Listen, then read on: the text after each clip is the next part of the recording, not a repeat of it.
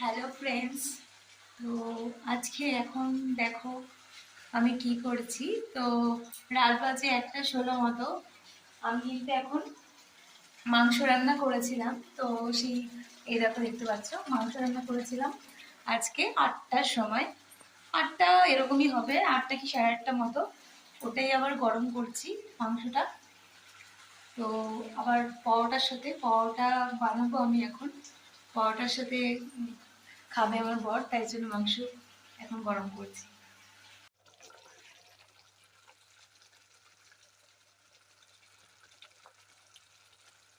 Friends, আমি এখন পরোটা বানাচ্ছি। তো এই যে পরোটা।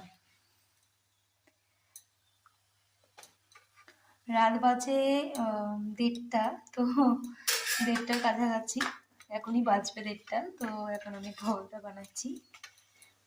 দেখে বলো কেমন হয়েছে পরোটা।